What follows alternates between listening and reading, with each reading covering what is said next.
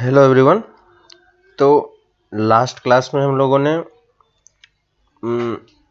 Number of arrangements देखा था, किस तरीके से हम फैक्टोरियल को यूज करते हैं या बॉक्स मेथड हम लोग कैसे फिल करते हैं।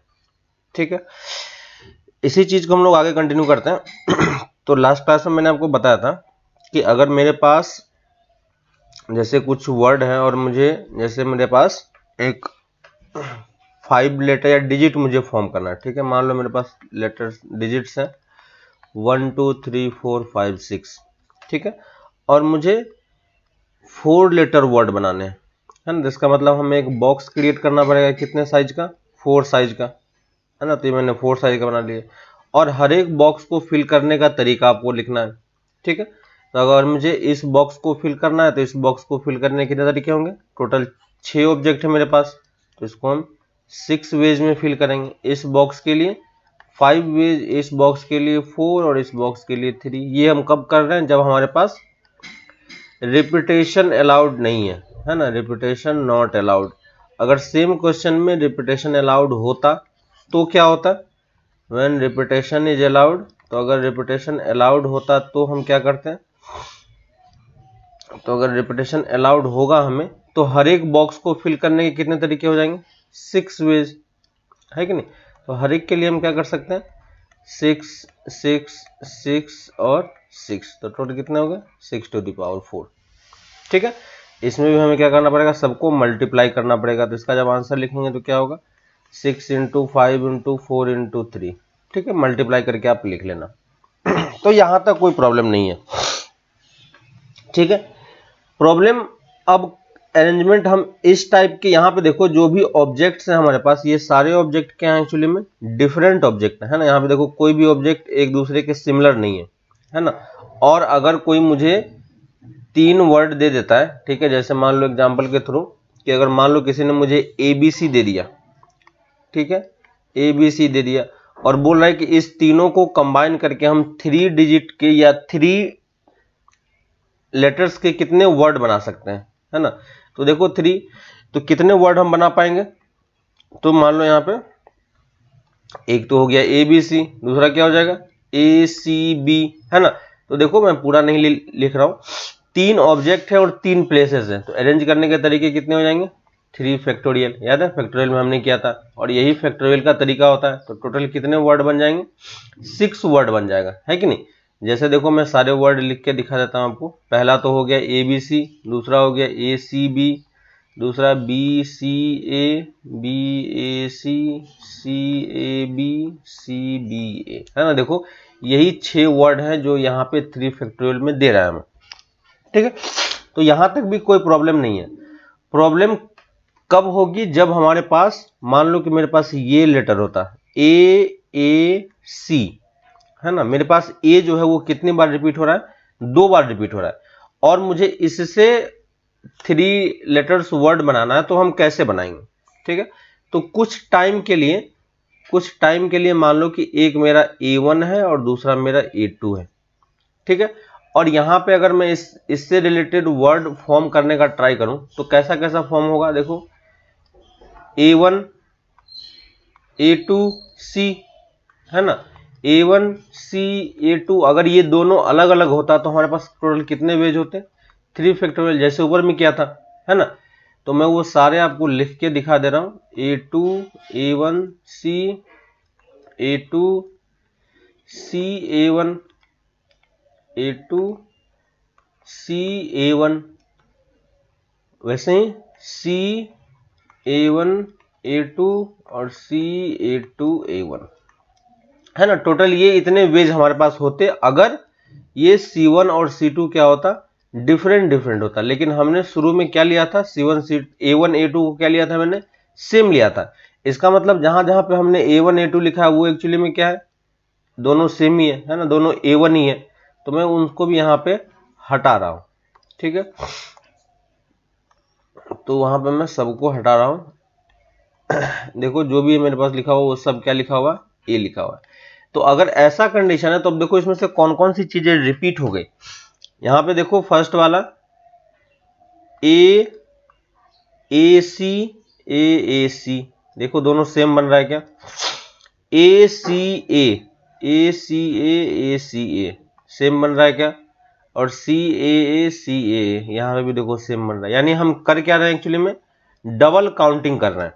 क्या कर रहे हैं हम, डबल काउंटिंग कर रहे हैं, है ना। तो इस कारण से जो हम लोगों ने 3 फैक्टोरियल लिखा, एक्चुअली में 3 फैक्टोरियल हमारा आंसर नहीं होगा। क्या होगा हमारा आंसर, हमें इसको 2 फैक्टोरियल से डिवाइड करना पड़ेगा। क्यों, क्योंकि यहाँ पे 2 डिजिट क्या हो रहा है, सेम टाइप के, ठीक है। तो हम इसको एक थ्योरम की तरह लिख लेते हैं, है ना। यहाँ पे क्या बोलता है कि अगर आपके पास मान लो, है ना, कुछ डिजिट्स, कुछ ऑब्जेक्ट्स हो, उसमें से कुछ ऑब्जेक्ट क्या हो रहा है, रिपीट हो रहा है। तो जितने ऑब्जेक्ट जितने टाइम्स रिपीट होगा, हमें क्या करना होगा, उसको उतने टाइम से डिवाइड करना होगा, है ना। तो लिख लो इसको, the number of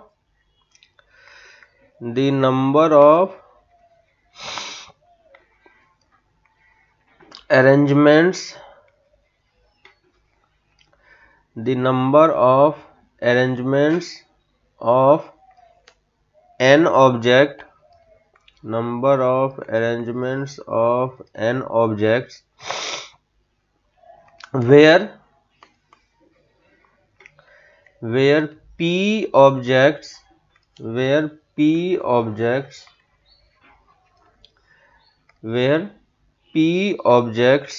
are of same kind, p object are of same kind and rest are of different kind,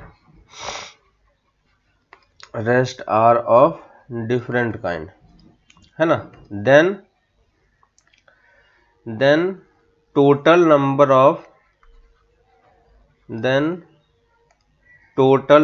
of arrangements are, ऊपर में लिख ही चुके हैं। देन इसमें देखो नंबर ऑफ अरेंजमेंट हम काउंट कर रहे हैं of N object where P object are of same kind, rest are of different kind is कितना हो जाएगा।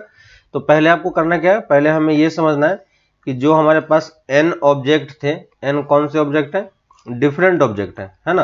तो एन अगर हमारे पास डिफरेंट ऑब्जेक्ट है तो इसको हम क्या करेंगे, डिफरेंट मान के सॉल्व करेंगे, है ना। यहाँ पे एन में से पी ऑब्जेक्ट सेम काइंड का है, लेकिन हमें क्या करना है, पहले स्टार्टिंग में सबको डिफरेंट मान के सॉल्व कर लो। तो डिफरेंट मान के कितने तरीके होंगे, एन फैक्टोरियल, लेकिन इसमें से पी ऑब्जेक्ट क्या हो रहा है, सेम टाइप का है, तो हमें क्या करना होगा, पी फैक्टोरियल से डिवाइड भी करना होगा।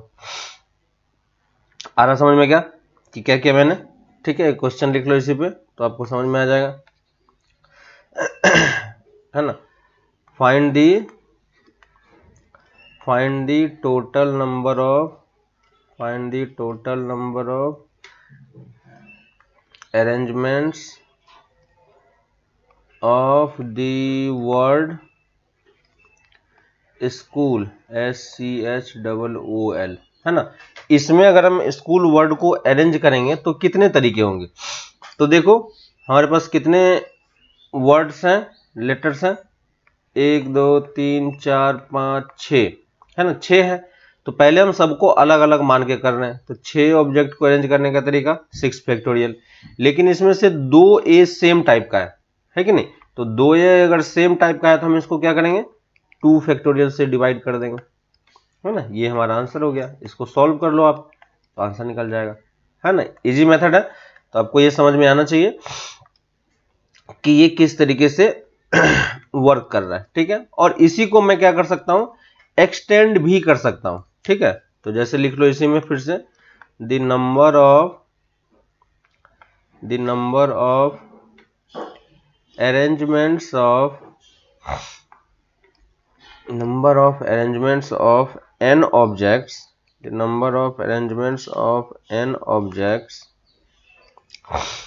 the number of arrangements of n objects where p objects are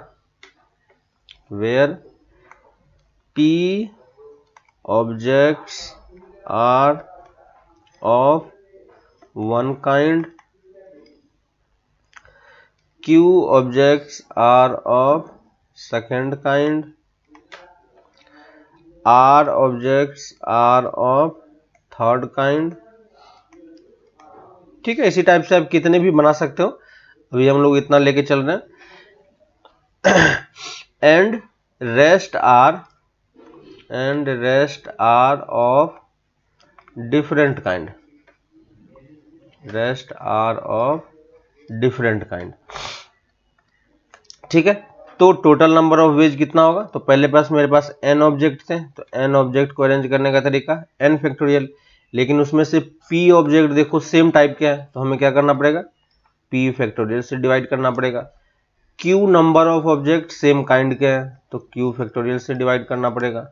r objects क्या है, इसमें सेम टाइप के हैं, तो r फैक्टोरियल से डिवाइड करना पड़ेगा। क्लियर है ना।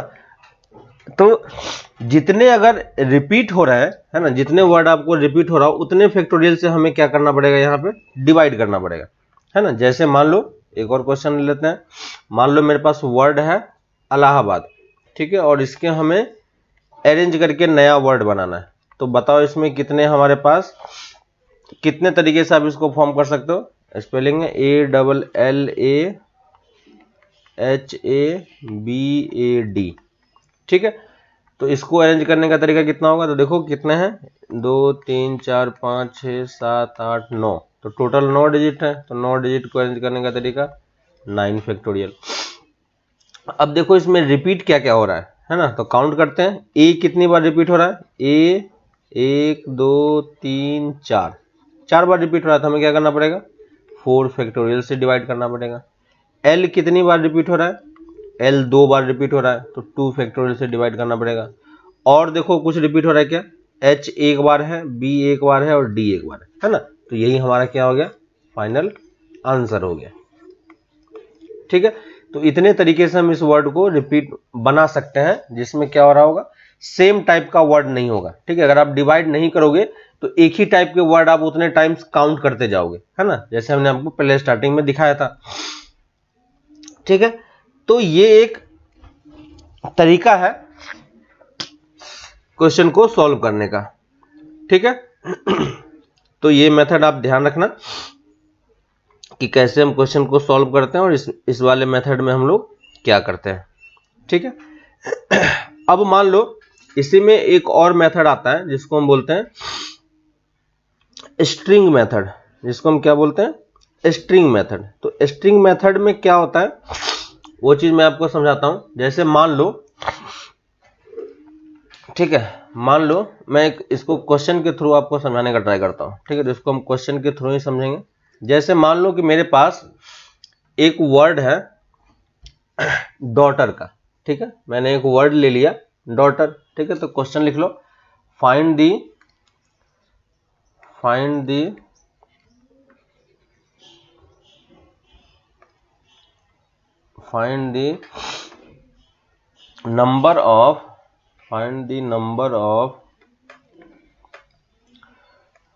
number of 8 letters arrangement, find the number of 8 letters arrangement,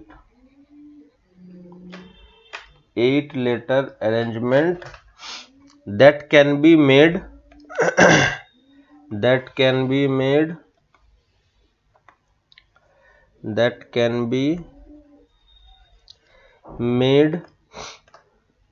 from the letter of the word, that can be made from the letter of the word और हमारे पास वर्ड है daughter. ठीक है, तो इसको मैं कैपिटल में लिख रहा हूं, DAUGHTER। ठीक है, डॉटर से कितने वर्ड हमारे पास फॉर्म हो सकते हैं। ठीक है, तो इसी में कुछ 2-3 पार्ट हम लोग सॉल्व करेंगे। पहला पार्ट हमें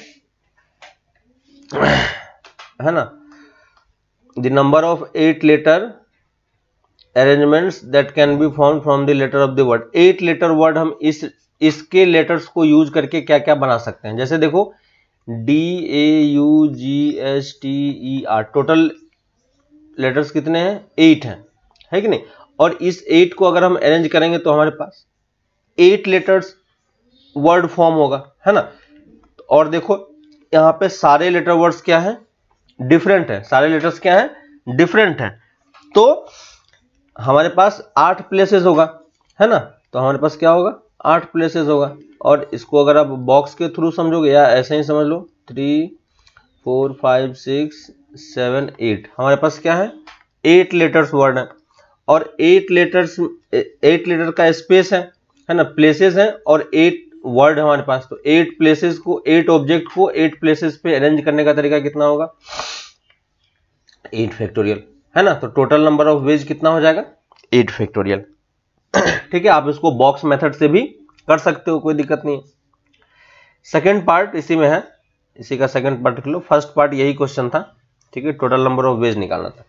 सेकेंड पार्ट मुझे यहां पे बोल रहा है ऑल वॉवेल्स, सेकेंड पार्ट है all vowels come together, all vowels come together. ठीक है, सारे वॉवेल्स क्या होने चाहिए, टुगेदर होने चाहिए। मतलब टुगेदर मतलब क्या होगा, एक साथ होने चाहिए। अब देखो यहाँ पे पहले काउंट करो कि डॉटर वर्ड में एक्चुअली में वॉवेल्स, क्योंकि ये वॉवेल्स की बात कर रहा है तो हम काउंट करेंगे इसमें वॉवेल्स कितने हैं। इसमें वॉवेल्स क्या क्या है, ए है, ई है और यू है, ठीक है। और कॉन्सोनेंट कितने हैं, डी, जी, एच, टी और आर,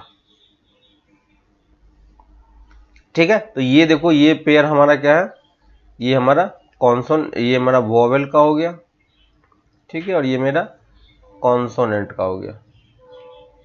क्लियर है, ये मेरा वॉवेल का हो गया और ये मेरा कॉन्सोनेंट का हो गया। अब हमें यहाँ पे बोला क्या है, हमें यहाँ पे बोला गया है कि सारे वॉवेल्स हमारे एक साथ होने चाहिए। सारे वॉवेल्स एक साथ होने का मतलब क्या हो गया कि मान लो अगर आप एक कोई वर्ड फॉर्म कर रहे हो, जैसे इसी वर्ड को देखो, इस वर्ड में देखो ए और यू साथ में है, लेकिन क्या ई साथ में है, ई साथ में नहीं है। तो क्या हम इस वाले वर्ड को इस अरेंजमेंट में काउंट करेंगे, नहीं करेंगे, है ना। यहाँ पे मुझे ये और ये तीनों क्या चाहिए, एक साथ चाहिए। तो इस टाइप के क्वेश्चन को सॉल्व करने के लिए हम क्या करते हैं, कौन सा मेथड यूज करते हैं, उसको हम बोल रहे हैं स्ट्रिंग मेथड, ठीक है, उसको हम क्या बोल रहे हैं, स्ट्रिंग मेथड। अब देखो इस स्ट्रिंग मेथड में करते क्या है हम, ये चीज समझो। स्ट्रिंग मेथड में हमें करना क्या है ना, ये कोई मेथड ऐसा कुछ खास पर्टिकुलर मेथड नहीं है, नेम मेथड नहीं है, लेकिन बस इसको समझो आप कि इसमें करना क्या है वो इंपॉर्टेंट है, ठीक है। एक बार कैसे करना होता है वो समझ जाओगे तो आप सारे क्वेश्चन फिर इसमें कर पाओगे, है ना। तो देखो स्ट्रिंग मेथड में हमें करना क्या है, स्ट्रिंग मेथड में हमें ये करना है कि इसने हमें वॉवेल्स को क्या बोला है, साथ में रखने के लिए बोला है ना। वॉवेल्स कम टुगेदर, सारे वॉवेल्स हमारे पास क्या होने चाहिए, एक साथ होने चाहिए। अगर सारे वॉवेल्स एक साथ है तो हम स्ट्रिंग मेथड में क्या करते हैं कि जो भी आपको कंपोनेंट साथ में रखने के लिए बोले तो उसको हम क्या करेंगे, एक स्ट्रिंग में बांध देंगे। क्लियर है। अब जैसे हमारे पास लकड़ी होता है, लकड़ी को अगर मैं एक धागे से बांध दूंगा तो वो क्या बन जाता है, एक बन जाता है ना, अलग अलग अब वो नहीं रहता है। तो अगर वो अलग अलग नहीं है ना, अगर वो अलग अलग नहीं है तो हमें उसके अकॉर्डिंग, है ना। तो अब देखो ये इसको अगर मैंने स्ट्रिंग में बांध दिया तो ये एक्चुअली में क्या हो गया, ये अपने आप में एक सिंगल यूनिट बन गया, है ना। तो स्ट्रिंग में बांधने के बाद हमेशा क्या होगा, वो एक सिंगल यूनिट बन जाएगा। अब अगर मेरे पास कोई पूछता है कि बताओ इसमें टोटल कितने यूनिट हैं, तो कैसे काउंट करोगे, एक मेरे पास डी है, जी है, एच है, टी है, आर है और एक ये स्ट्रिंग का बंडल है। तो टोटल कितने हो गए, देखो 1 2 3 4 5 6।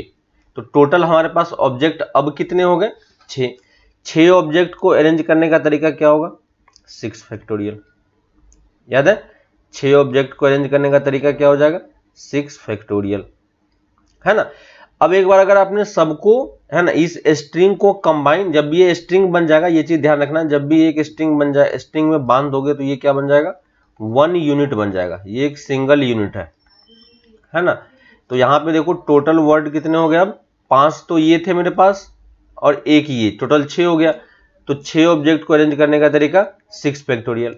और ये अरेंजमेंट के बाद हम स्ट्रिंग के अंदर भी तो अरेंजमेंट कर सकते हैं ना। अगर कहीं पे ई पहले हो जाए ए बाद में हो जाए तो कोई प्रॉब्लम होगा नहीं होगा, है ना। फिर भी तो तीनों साथ में है ना। वॉवेल साथ में रहने के लिए बोला है तो साथ में है, लेकिन कौन सा पहले है कौन सा बाद में है वो हमें नहीं पता, है कि नहीं। और उससे कोई मतलब भी नहीं, जब तक ये चारों साथ में तीनों साथ में है तो कोई भी कहीं भी बैठे उससे फर्क नहीं पड़ रहा, लेकिन साथ में होने चाहिए, है ना। तो अब स्ट्रिंग के अंदर अरेंजमेंट करने का तरीका क्या होगा, तो स्ट्रिंग के अंदर कितने ऑब्जेक्ट हैं, 3 ऑब्जेक्ट। तो 3 ऑब्जेक्ट को अरेंज करने का तरीका क्या हो जाएगा, 6 फैक्टोरियल।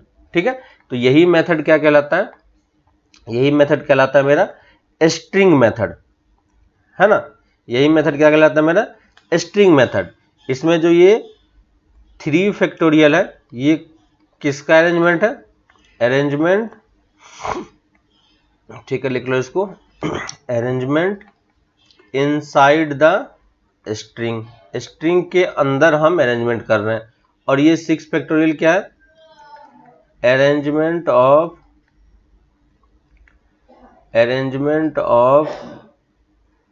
6 ऑब्जेक्ट। ये 6 ऑब्जेक्ट कब बना था, आफ्टर कब बना था ये, जब हमने वॉवेल्स को स्ट्रिंग में बांध दिया था, है ना। After vowels are put inside the string, vowels are put inside the string, है ना। तो स्ट्रिंग के अंदर अगर मैं उसको पुट कर दूंगा उसके बाद मेरे पास 6 ऑब्जेक्ट बने थे, तो उसको अरेंज करने का तरीका क्या हो जाएगा, 6 फैक्टोरियल। ठीक है, तो ये इस तरीके से स्ट्रिंग मेथड काम करता है। आ रही बात समझ में। इसी में एक और क्वेश्चन करो, इसी में थर्ड पार्ट में लिख देता हूं, third part, all consonants are equal, all consonants are together, equal नहीं, ऑल कॉन्सोनेंट्स आर टुगेदर। ठीक है, सारे कॉन्सोनेंट हमारे पास क्या होने चाहिए, साथ में होना चाहिए। ठीक है, तो देखो यहाँ पे जो अभी ऊपर में हम लोगों ने कॉन्सोनेंट बनाया था वो क्या क्या था, D A you ji H T E R, यही था, है ना। यहाँ पे मेरे पास ये एक वॉवेल्स का पार्ट था और ये एक कॉन्सोनेंट का पार्ट था, है ना। तो ये मेरा क्या है, वॉवेल्स है और ये मेरा कॉन्सोनेंट्स है ना।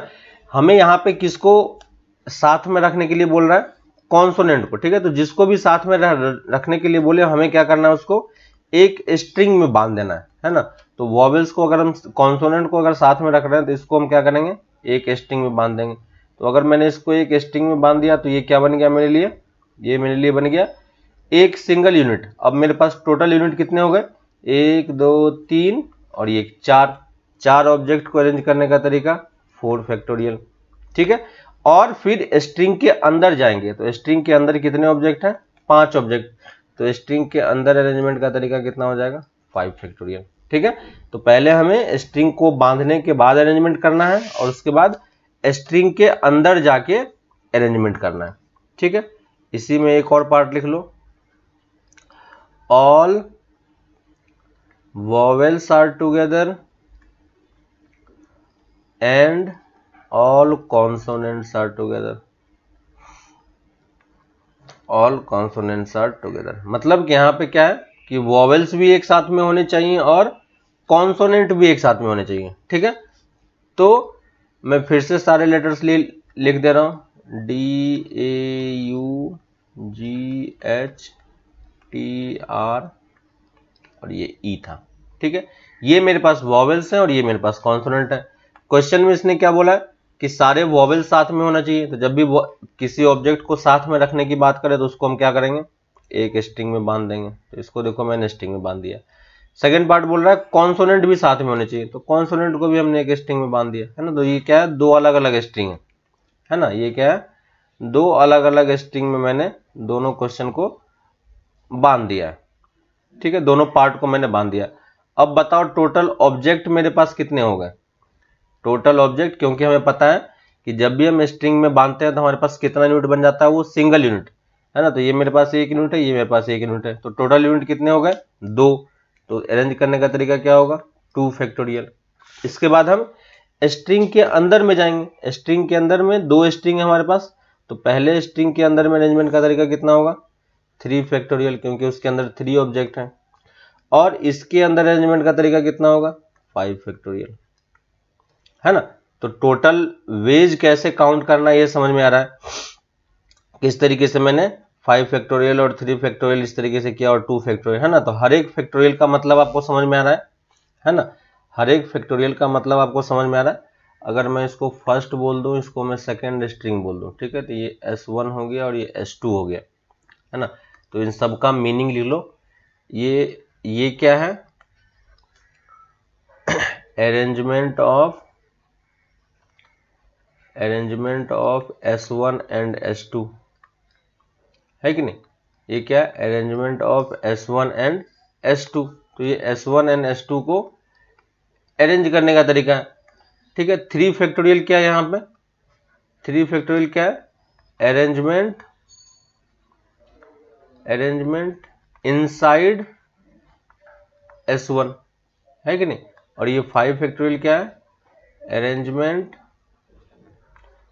Inside S2, arrangement inside S2, ठीक है। तो ये सारा वेज हमें यहाँ पे दिख रहा है, क्लियर है। तो इस तरीके से हम यहाँ पे क्वेश्चन को सॉल्व करते हैं, है ना। इजी सा क्वेश्चन है, इसमें स्ट्रिंग मेथड में कुछ भी डिफिकल्ट नहीं है। बस आपको ये देखना है कि कौन सा ऑब्जेक्ट को वो साथ में रखने के लिए बोल रहा है ना। जिस ऑब्जेक्ट को वो साथ में रखने के लिए बोलेगा हम उसको क्या करेंगे, एक स्ट्रिंग में बांध देंगे और फिर जैसे क्वेश्चन सॉल्व करते हो उस तरीके से सॉल्व करते जाओ, ठीक है। इसी में एक और क्वेश्चन ले लेते हैं। फाइंड दी, क्वेश्चन लिख लो, find the number of arrangements of letter, find the number of arrangements of letter. और यहाँ पे जो हमने लेटर लिया वो है letters of the word, letters of the word. और लेटर्स है मेरे पास INDEPENDENCE,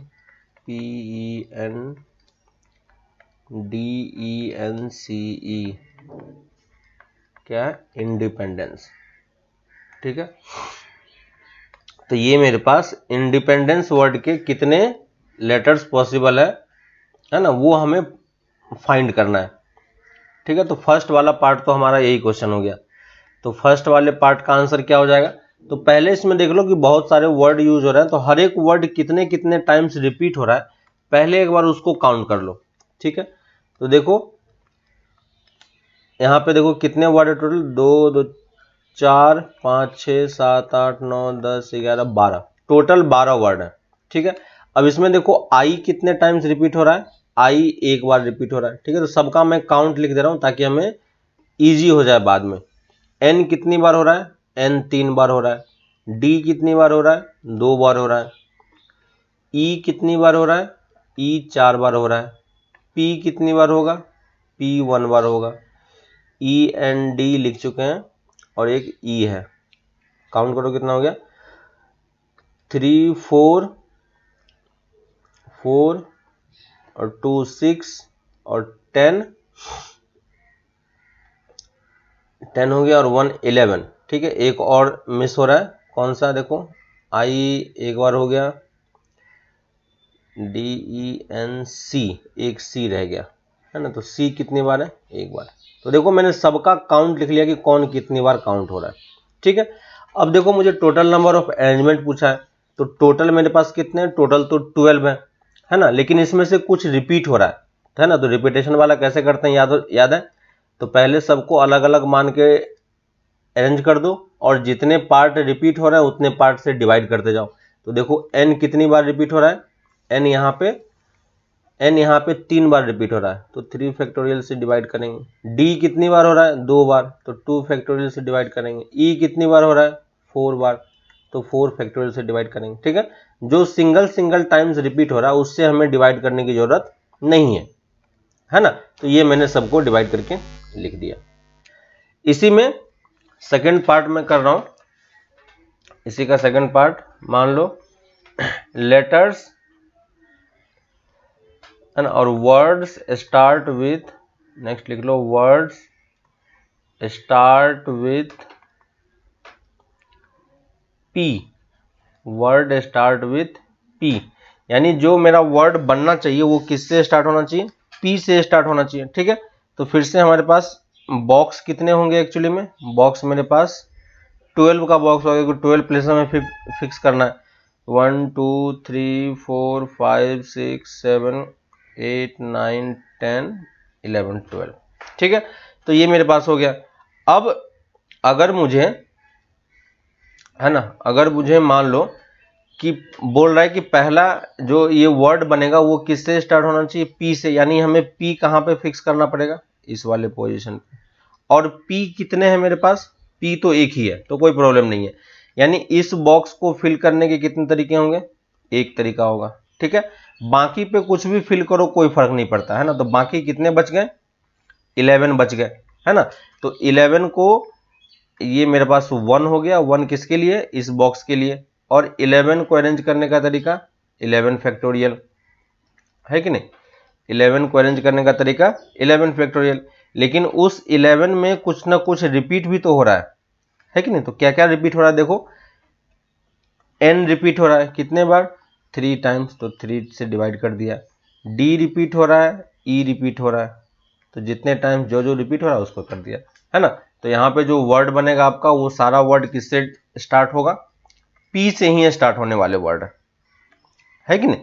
तो यहाँ से हमने पी वाले सारे वर्ड हमने काउंट कर लिए। वैसे ही अगर इसी क्वेश्चन में मैं ये बोल देता, ठीक है, इसी क्वेश्चन में अगर ये एक और क्वेश्चन लिख लो, ये सेकंड पार्ट था, थर्ड पार्ट लिखो, all vowels are together, same जैसे हमने प्रीवियस क्वेश्चन किया था, ऑल वॉवेल्स आर टुगेदर। ठीक है, तो ऑल वॉवेल्स आर टुगेदर का मतलब क्या हो गया कि हमें करना क्या है, जितने भी मेरे पास वॉवेल्स हैं उन सबको स्ट्रिंग में यूज करना पड़ेगा, है ना, हमें स्ट्रिंग मेथड लगाना पड़ेगा। तो यहाँ पे वॉवेल्स कौन कौन से हैं उसको पहले मार्क कर लो।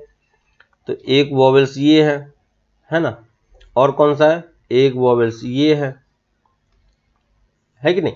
तो देखो ये टोटल वॉवेल्स हमारे पास अवेलेबल है ना, हमारे पास क्या है, ये वॉवेल्स अवेलेबल है मेरे पास, ए ई आई ओ यू, तो आई और ई है यहाँ पे, तो मेरे पास 2 वर्ड, टोटल वॉवेल्स कितने हैं, 5 वॉवेल्स हैं। तो मैं क्या करूंगा, इन सबको मैं एक स्ट्रिंग में बांध दूंगा, है ना। तो ये अगर मैंने इसको स्ट्रिंग में बांध दिया तो ये एक्चुअली में क्या बन गया, सिंगल यूनिट बन गया। ये क्या बन गया, सिंगल यूनिट बन गया, है कि नहीं। अब सिंगल यूनिट बन गया तो टोटल मेरे पास वर्ड बच कितने गए, तो देखो 3 ये है, 2 5 6 7 और एक ये स्ट्रिंग वाला पार्ट, है ना। तो ये टोटल कितने हो गए, 8 मेरे पास हो गए। तो 8 ऑब्जेक्ट को अरेंज करने का तरीका 8 फैक्टोरियल। अब इस 8 ऑब्जेक्ट में कौन कौन सा टर्म रिपीट हो रहा है, n रिपीट हो रहा है कितनी बार, 3 बार। तो हमें क्या करना होगा, इसको 3 फैक्टोरियल से डिवाइड भी करना होगा। तो यहां देखो 3 फैक्टोरियल से मैंने डिवाइड कर दिया। फिर ऊपर आओ, और कौन सा रिपीट हो रहा है, d रिपीट हो रहा है, d कितनी बार रिपीट हो रहा है, 2 बार। तो 2 फैक्टोरियल से मैं यहां पे डिवाइड भी कर दूंगा। ठीक है, और देखो कि और क्या क्या रिपीट हो रहा है, d p एक बार है, c एक बार है, तो उसको कोई प्रॉब्लम नहीं है। अब बताओ कि क्या e इसमें रिपीट हो रहा है, e देखो मेरा कहां पे है, ये स्ट्रिंग वाला पार्ट है ना। तो क्या ये जो 8 ऑब्जेक्ट मैंने लिया है यहाँ पे, क्या इस 8 ऑब्जेक्ट में e लाई कर रहा है, 8 ऑब्जेक्ट में e लाई नहीं कर रहा है, क्योंकि वो स्ट्रिंग के अंदर वाला पार्ट है कि नहीं। e यहाँ पे लाई नहीं कर रहा है, e कहां पे लाई कर रहा है, e स्ट्रिंग के अंदर है। याद होगा आपको कि जब हम स्ट्रिंग के अंदर डाल देते हैं तो वो क्या बन जाता है, सिंगल यूनिट बन जाता है ना। तो यहाँ पे भी ये क्या बन चुका है, सिंगल यूनिट बन चुका है। तो यहाँ पे इसमें ई रिपीट नहीं हो रहा है, ठीक है। तो इसको हम 4 फैक्टोरियल से डिवाइड नहीं करेंगे। तो ये मैंने क्या किया, स्ट्रिंग बनाने के बाद, एक यूनिट बनाने के बाद मैंने अरेंज कर दिया। अब हम इसके बाद कहां पर अरेंजमेंट करेंगे, स्ट्रिंग के अंदर अरेंजमेंट करेंगे। तो स्ट्रिंग के अंदर मेरे पास टोटल वर्ड कितने थे, 5। तो 5 ऑब्जेक्ट को अरेंज करने का तरीका 5 फैक्टोरियल, और उस 5 में से अब क्या रिपीट हो रहा है, ई रिपीट हो रहा है, और कितनी बार रिपीट हो रहा है, 4 बार। तो हम इसको यहां पे डिवाइड करेंगे, है ना, हमने इसको क्या किया, यहां पे डिवाइड किया, इसको हम ऊपर वाले पार्ट में डिवाइड नहीं करेंगे। क्लियर है? तो ये चीज हमें ध्यान रखना है कि किस तरीके से ये वर्क कर रहा है। ठीक है, ये चीज हो गया मेरे पास। ठीक है, इसी में एक और क्वेश्चन लिख लेते हैं, इजी सा क्वेश्चन, कोई प्रॉब्लम नहीं है ना, लिख लो। Next D part, word start with